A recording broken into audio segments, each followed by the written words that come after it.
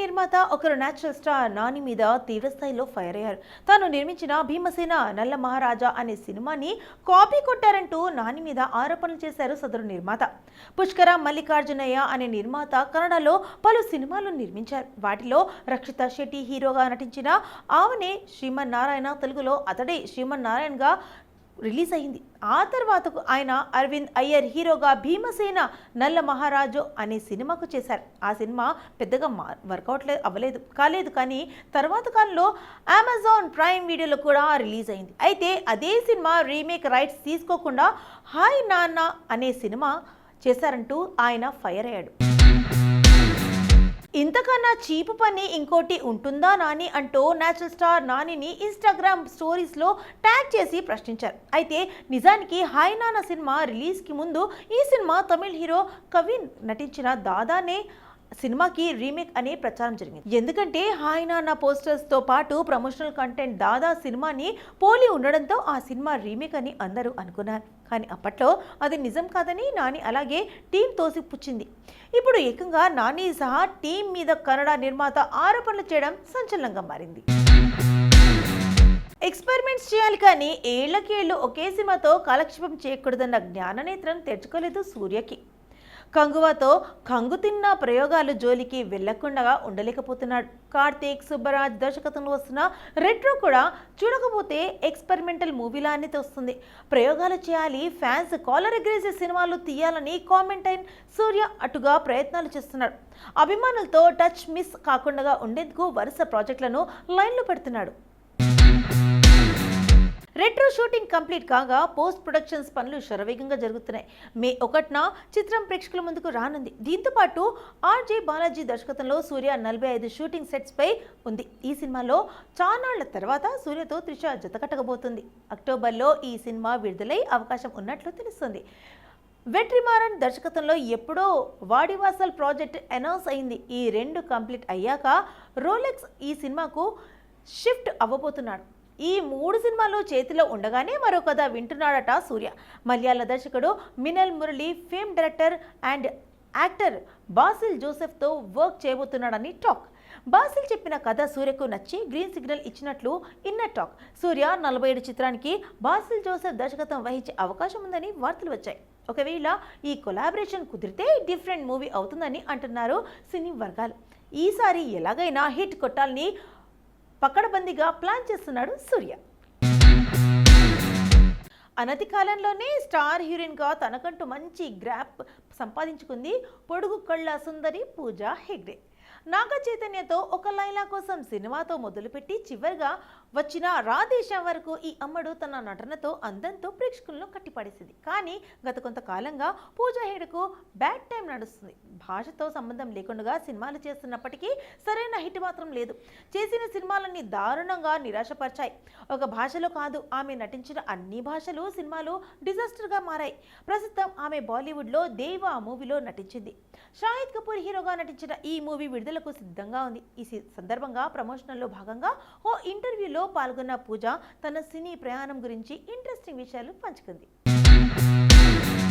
పూజా హెగ్డే మాట్లాడుతూ, నాకు ఇండస్ట్రీలో ఎలాంటి బంధుప్రీతి లేదు. నా తల్లిదండ్రులు న్యాయవాదులు, మా తమ్ముడు ఆర్థోపెడిక్ సర్జన్. ఇలాంటి కుటుంబంలో పుట్టిన నేను హీరోయిన్ అవుతానని అనుకోలేదు. నా కెరీర్లోనే ఊహకందని విషయం ఇది. కనీసం నటి కావాలని కూడా ఎప్పుడు కోరుకోలేదు. కానీ అనుకోకుండా ఈ సినీ ప్రపంచంలోకి రావడం ఆనందంగా ఉంది. చిత్ర పరిశ్రమకు వచ్చి దాదాపు దశాబ్దం గడిచింది. ఎంతోమంది అద్భుతమైన చిత్ర నిర్మాతలు, నటి నటులతో కలిసి పనిచేశాను. నటిగా నేను చాలా దూరం వచ్చాను. కానీ ప్రయాణించాల్సింది ఇంకా ఉంది. నేను ఎప్పుడు సినిమాల విషయంలో ఒత్తిడిగా ఫీల్ అవ్వను. అలాగే నటనలో నేను స్విచ్ ఆఫ్ అండ్ ఆన్ అనేది కూడా నేర్చుకోలేదు. ఎందుకంటే కొన్ని పాత్రలు ఇప్పటికే నాతోనే ఉన్నట్టు అనిపిస్తుంది. అందులో భావోద్వేగాలు ఉంటే ఆ పాత్రకు ఎక్కువ కనెక్ట్ అవుతా. రాధేశ్యామ్, రెట్రో లాంటి సినిమాల్లో నేను పోషించినవి అలాంటి పాత్రలే. కొన్నిసార్లు మనం ఎంచుకున్న పాత్రల నుండి బయటపడటానికి సమయం పడుతుంది. అందుకే నా దగ్గర switch on and of button లేదు అంటూ చెప్పుకొచ్చింది పూజా హెగ్డే. పుష్ప పార్ట్ 1 నార్త్లో సూపర్ హిట్గా నిలిచింది. దీంతో పార్ట్ 2 కోసం సుకుమార్ లెక్కలన్నీ మారిపోయాయి. నార్త్ ఆడియన్స్ దృష్టిలో పెట్టుకుని ముందుగా అనుకున్న పుష్ప 2 కథలో చాలా మార్పులు చేశాడు. ఫైనల్ గా సుకుమార్, అల్లు అర్జున్ మాస్ తాండవానికి బాక్స్ ఆఫీస్ దగ్గర కాసుల వర్షం కురిసింది. ముఖ్యంగా ఈ సినిమాలో జాతర ఎపిసోడ్ గురించి ఎంత చెప్పినా తక్కువే అవుతుంది.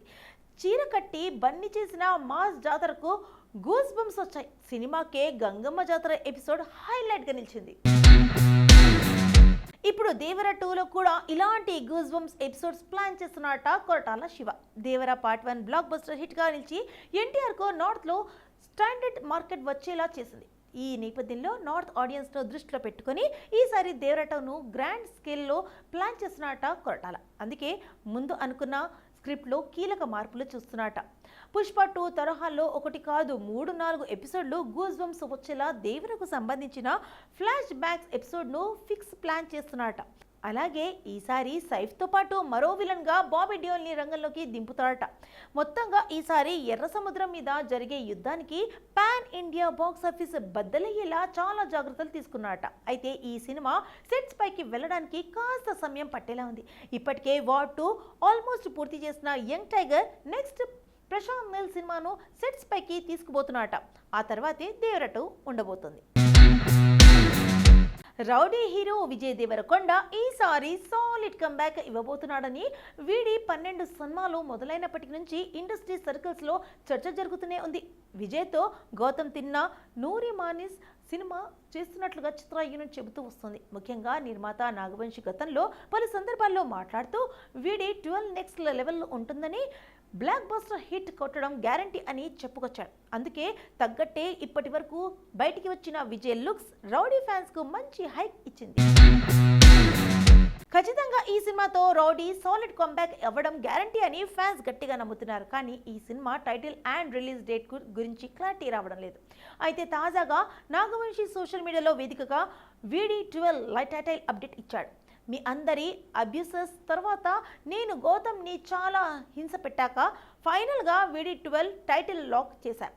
త్వరలోనే టైటిల్ రివీల్ చేస్తాం అని తెలిపారు. దీంతో రౌడీ ఫ్యాన్స్ టైటిల్ ఏంటని ఆరా తీసే పనిలో ఉన్నారు. విశ్వసనీయ వర్గాల ప్రకారం ఈ సినిమాకు సామ్రాజ్యం అనే టైటిల్ ఫిక్స్ చేసినట్లుగా తెలుస్తుంది. ఫిబ్రవరి 1st వీక్లో టైటిల్ రివీల్ చేయనున్నట్లు సమాచారం. టైటిల్తో పాటు ఈ సినిమా రిలీజ్ డేట్ కూడా అనౌన్స్ చేసే ఛాన్స్ ఉంది. మార్చి 28న ఈ సినిమా రిలీజ్ చేయడానికి ప్లాన్ చేస్తున్నారు. కానీ వాయిదా పడే ఛాన్స్ ఉందని తెలుస్తుంది. త్వరలోనే ఈ విషయంలో క్లారిటీ రానుంది. మరి ఈ సినిమాలో రౌడీ ఎలాంటి విజయాన్ని అందుకుంటాడో చూడాలి.